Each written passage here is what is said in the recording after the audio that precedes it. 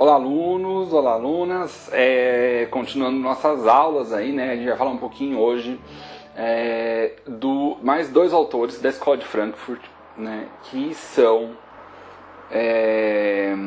o Adorno e o Marcuse. A gente já viu um pouquinho o que é a Escola de Frankfurt, como surgiu, a gente está tentando caminhando, mas e a gente viu também o Horkheimer, que é um dos autores. E hoje eu vou trazer mais dois autores para vocês, tá? Que é o primeiro deles, né? Que é o Theodor Adorno. Aí, ele nasceu em 1903, morreu em 69, né? Também bastante contemporâneo nosso. E eu gostaria que vocês lembrassem um pouco da outra aula, né? No sentido de que a gente está falando, a história de Frankfurt, ela surgiu num contexto alemão, do Entre Guerras.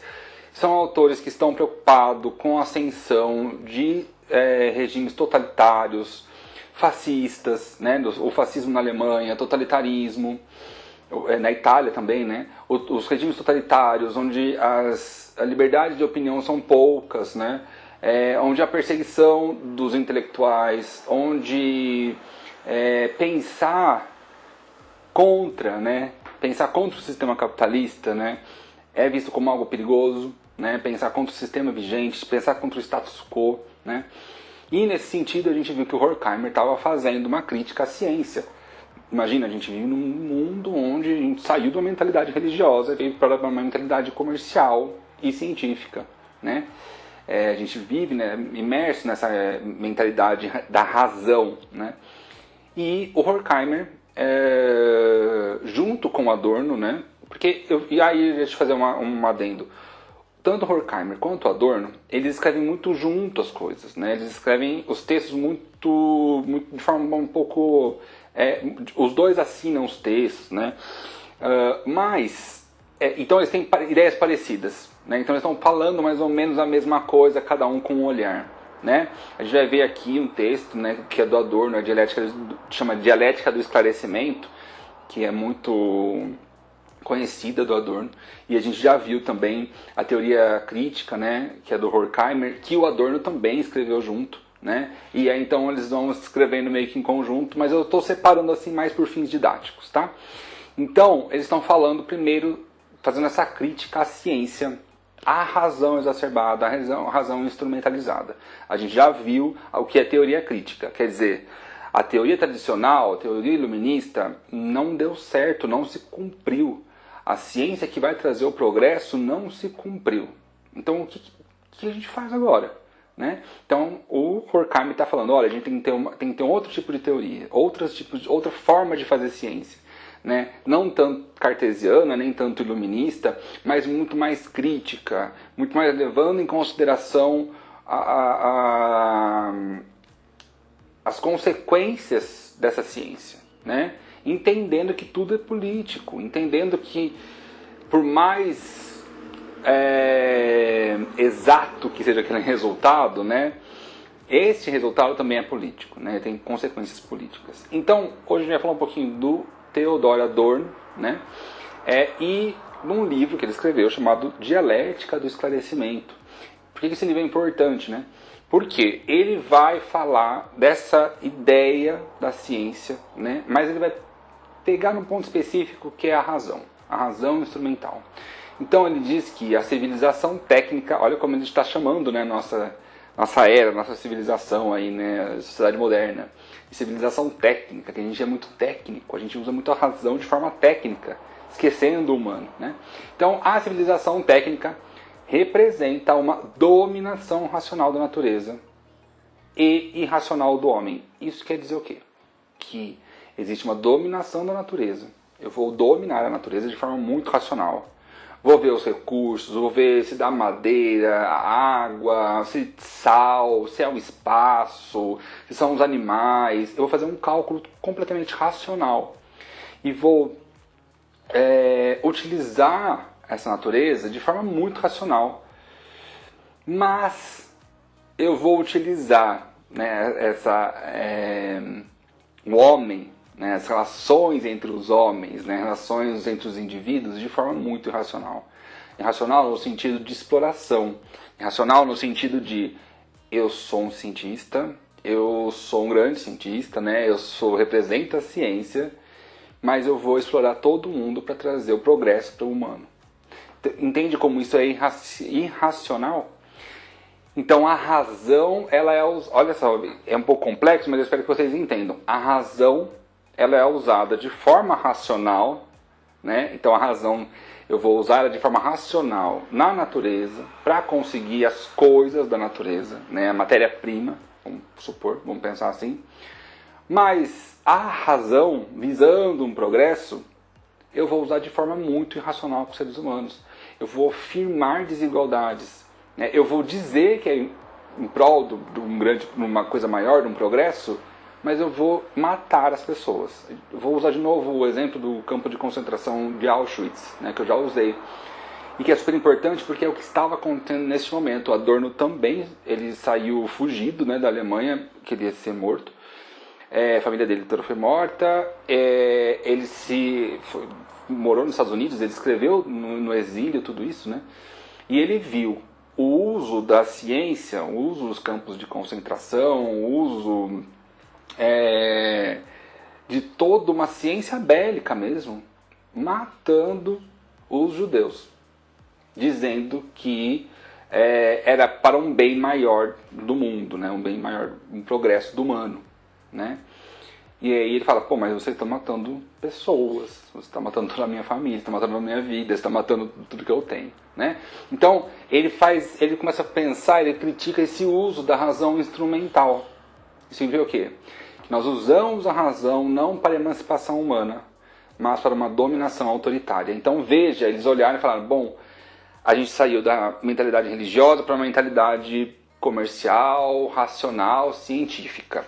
Por quê? Porque ela era melhor, né? Ela ia trazer um progresso, ela ia trazer a emancipação do humano, né? Então, não é mais porque Deus quis, eu não posso abrir um corpo porque Deus não me deixa. Não, agora eu vou abrir um corpo porque eu sou médico, eu quero entender e eu quero fazer tudo isso para melhorar, né, a saúde humana, para entender a sociedade humana e para que a gente possa progredir. Mas não está dando certo.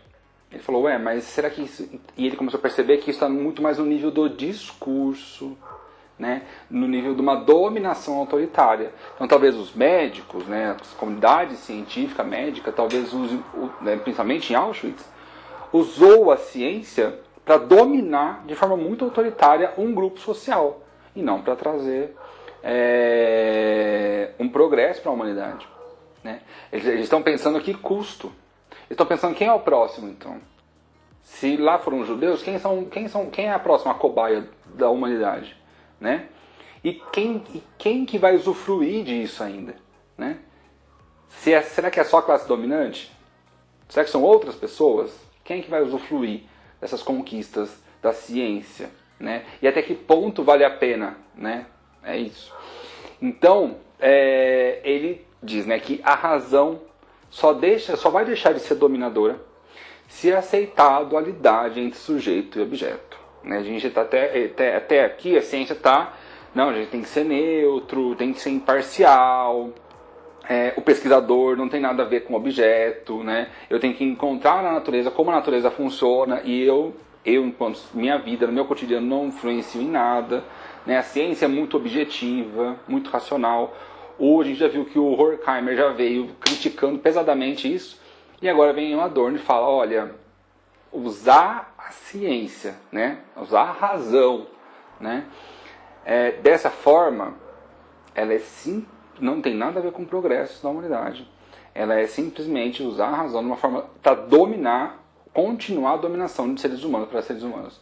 A ciência, então, deixou, ou talvez nunca tenha sido, né, tanto para o progresso, mas ficou mais próximo de uma dominação, de uma exclusão de grupos sociais. Ela propaga a desigualdade, muito mais do que traz o progresso, né? E aí ele está dizendo, então, que para acabar, então qual é a saída, né? Então, se o cartesianismo, se o iluminismo deram errado na Segunda Guerra Mundial, né? Enfim, não só na Segunda Guerra Mundial, mas a gente pode pensar como a ciência é usada para fazer com que grupos sociais sejam dizimados, né? Então qual é a saída? Tem que jogar fora a razão? A razão é sempre dominadora?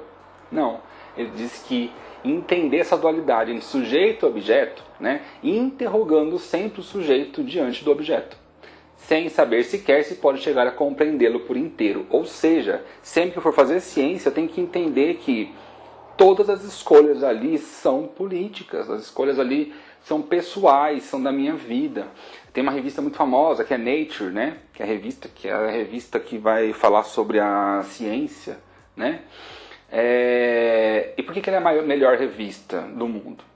Porque só as pessoas que estão ali sabem que a Nature é a melhor revista, né? Eles fazem a melhor ciência, a ciência que vira mais progresso, mais emancipatória, ou eles estão na mão de pessoas ricas, eles estão na classe dominante. A Nature é da Europa, né? Então tem uma localização que ela é privilegiada, tem pessoas que são privilegiadas, existem máquinas que são privilegiadas, muito mais do que essas máquinas. Só essas máquinas trazem o progresso. Só o progresso só está na Europa, por exemplo, né? E essa é a crítica, né?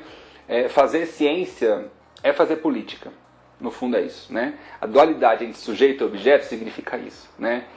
O que eu for descobrir não está desconectado do que eu penso no meu cotidiano. Essa é a grande sacada. Eu já dei esse exemplo aqui. Um laboratório de química, ele tem várias tomadas de decisões cotidianas que influenciam diretamente no remédio que você vai fazer, né? Na mercadoria, e esse remédio acaba sendo uma mercadoria no capitalismo, né? Assim como as pessoas se tornam mercadorias e a própria ciência se torna uma mercadoria, né? A razão se torna um discurso muito mais que uma prática emancipatória, né? Essa é a grande sacada, né? Então a gente tem que olhar para a ciência e falar, não, pera, cuidado que isso pode ser só um discurso em prol do progresso, mas que na realidade ele exerce um fator de dominância, né?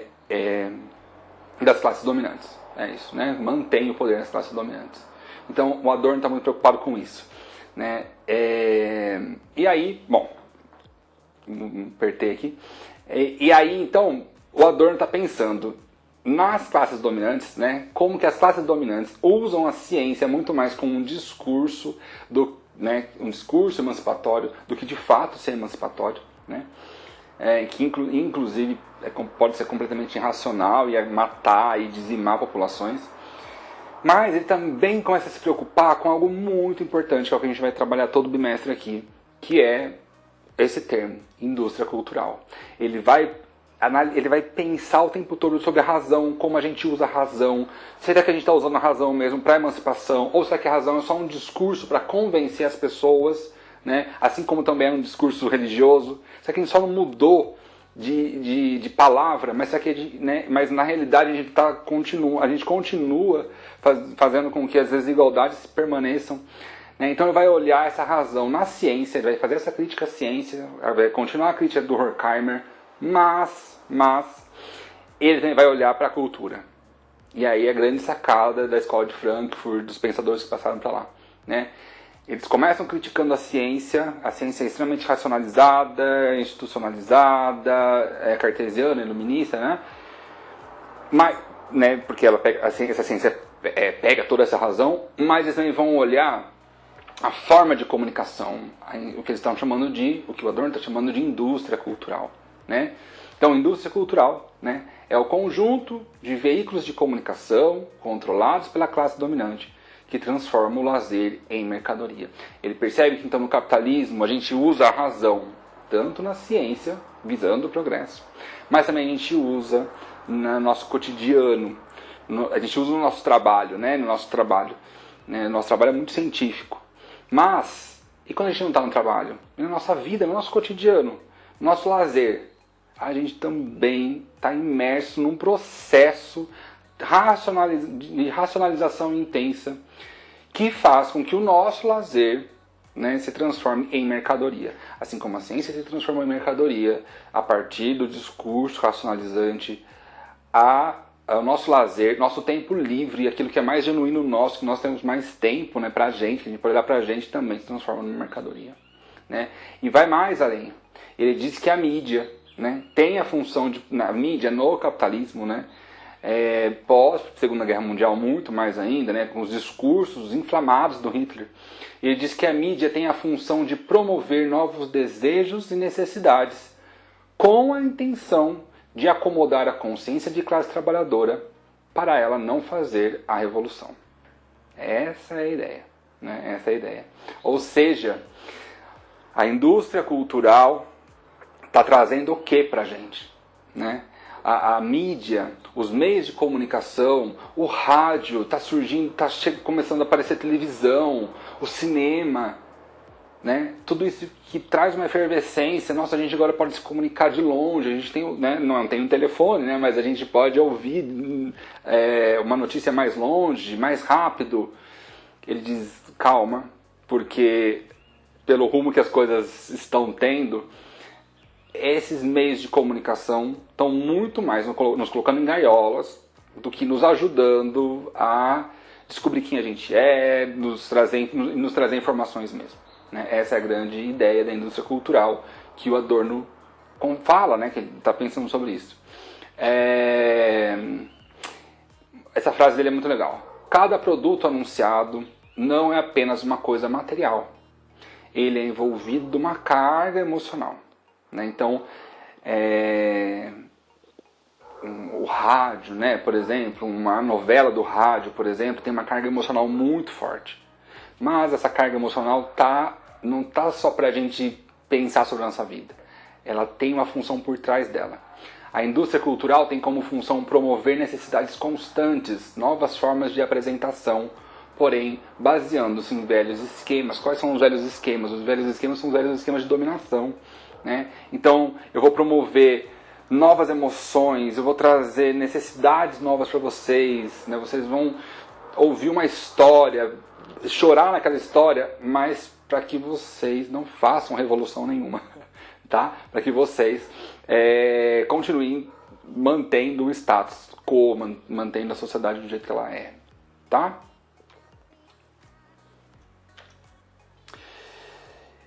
Por fim, para a gente fechar o Adorno, ele vai falar bastante sobre o lazer. A gente vai discutir ainda bastante indústria cultural e as próximas aulas vão ser só sobre isso.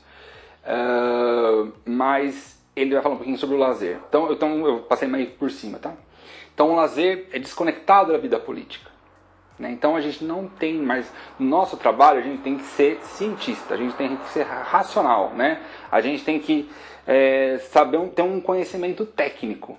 É isso. E fora, né, no nosso momento de lazer, né? Ele diz que o lazer ele foi desconectado da nossa vida política, né? A gente já começa a pensar em alguns esquemas aí, né? Que, por exemplo, é a esportização do lazer, que transforma as atividades físicas e corporais em esporte e competição, né? Ou seja, a transformação das novas formas de viver a vida para uma padronização de corpos idealizados, né? Então, a gente está entrando num processo que a gente passa isso do tempo todo, vocês sentem bastante isso, inclusive hoje é muito mais forte, né, porque a gente tem outras mídias, mas a criação de corpos idealizados, a criação de ideias compartilhadas, ideias padronizadas, né, a padronização constante de ideias, né, a mídia faz isso, a mídia vai padronizar todas as ideias e padronizar todas as pessoas. Porque assim se vende mais. É uma mercadoria vendável, né? Muito mais vendável, né? Bom, então essa aula era sobre o Adorno, né? Quero que vocês tenham em mente isso na cabeça de vocês. Então, para onde a gente está encaminhando? Eu sei que são as primeiras aulas, tá? Mas o Adorno faz essa crítica à ciência junto com o Horkheimer. E também, né, ele faz essa crítica à cultura, né, a essa indústria cultural, né? Ele vai fazer essa crítica a todo esse processo midiático, né, a todo esse processo, esses meios de comunicação que são usados pelas classes dominantes para que a gente fique estabilizado, para que a gente chegue em casa e relaxe e não tente mudar a nossa vida, né? A mídia ela vai começar a criar padrões que não sei se a gente consegue alcançar. Essa é a grande sacada. E a gente não pode alcançar. Porque se a gente alcança, a gente para de consumir. E o consumo aqui é super importante. A gente, no fundo, todos esses autores estão falando sobre consumo. A gente vai ver o próximo, que é o Marcuse, né? Mas a gente vai ver muito mais claro isso. Mas pensando em ciência e razão, como a ciência e a razão se tornaram uma mercadoria a ser vendável, né? Que se vende, que se troca muito mais do que uma ideia, muito mais do que uma mentalidade que foca e que orienta a nossa vida em direção ao progresso, ou as nossas liberdades individuais, ou os nossos desejos, ou quem a gente quer ser, de forma muito genuína. A gente vai discutir muito genuinidade, o que é genuíno e o que não é aqui. É isso. Obrigado, até a próxima.